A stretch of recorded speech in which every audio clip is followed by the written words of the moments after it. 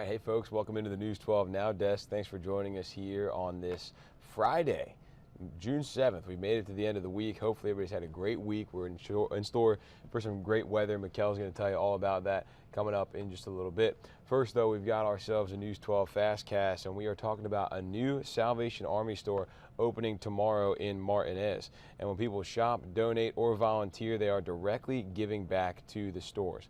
But this one's a little different. It's one of the organization's family stores. The Salvation Army says this new store will serve as another key tool to help homelessness in our area, and it's the first store in Columbia County. Now, it's different than a typical store.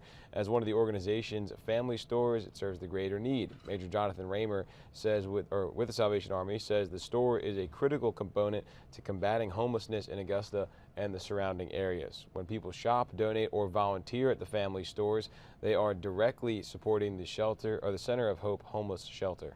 We're really excited to be able to not only serve the low-income families that live around this area, but also for the people who have items to donate to come and have an ideal location for them to just, drive 5 minutes down the road and they're able to donate to the Salvation Army.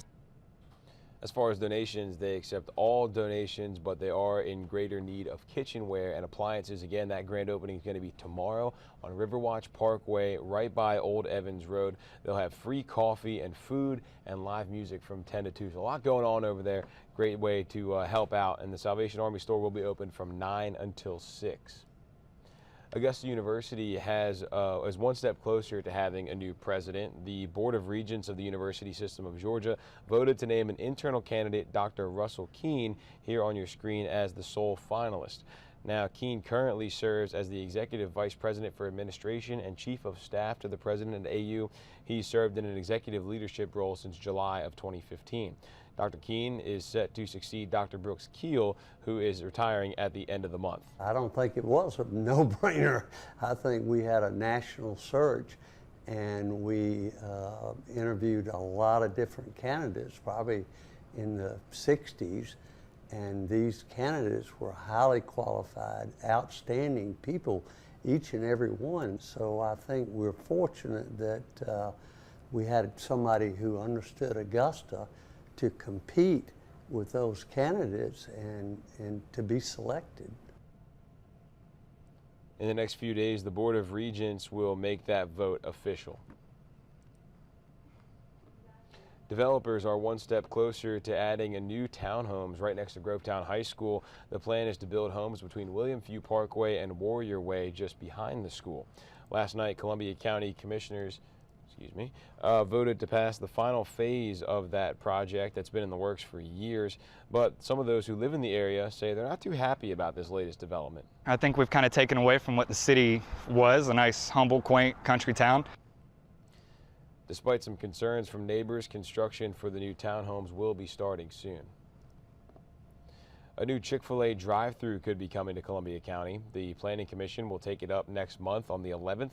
Right now, it's planned where the old Steak and Shake drive-thru used to be on Bel Air Road, right off exit 194. Former Swainsboro Councilman John Parker has died. Parker served on the council for almost 2 decades, including 2 different stints as mayor pro tem.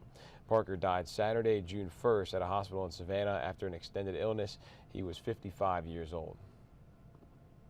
An Aiken man is accused of sexual conduct with a minor and kidnapping of a juvenile. Aiken public safety officers responded to a call last month about a sexual assault.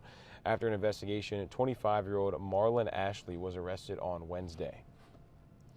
And Swainsboro City Councilman Quintavious Foster Sr. has announced on his Facebook that he's been suspended from his council seat.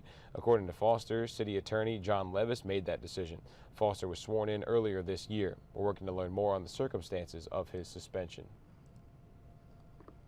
South Carolinians, today is the last day for early voting in the primary. You can vote at any of your assigned precincts from 8:30 to 5. You can find out more information on our website, our website, wrdw.com. That'll take you to scvotes.gov. And you can vote in either primary, but you cannot vote in both. Election day is going to be next Tuesday. A new report from the CDC finds overdose deaths are down across the country and here in Georgia. It found deaths are down nearly 6%, a first since they've been increasing since 2011. Still, the average age for overdose deaths is getting younger. It's the leading cause of death for ages 18 to 45-year-olds. Grieving families are turning to advocates to save others. A medical clinic in Aiken that's been around for more than 25 years, expanding their services thanks to a $3,000 grant from the Rotary Club of Aiken. The Community Medical Clinic of Aiken County has a small staff made up of volunteer nurses and doctors. They offer free services and medications to people dealing with specific chronic health conditions who are uninsured or meet certain income requirements.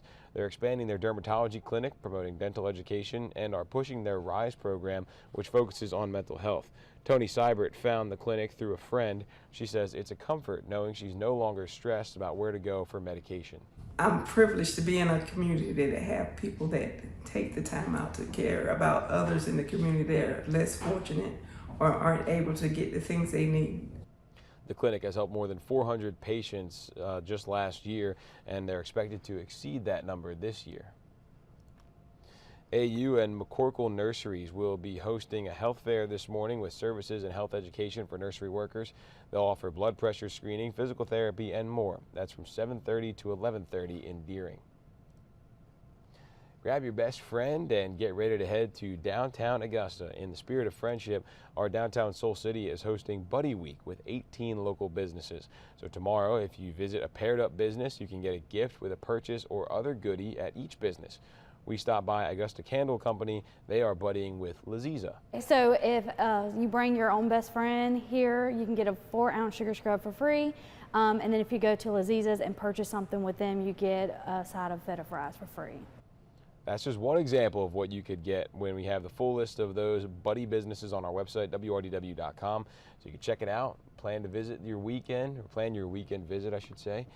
Why not support some local business? A couple fun activities going to be happening today for the family. In downtown Aiken, the Hops and Hogs Festival is happening on Newberry Street. You'll find some barbecue food vendors, a kids zone, and more.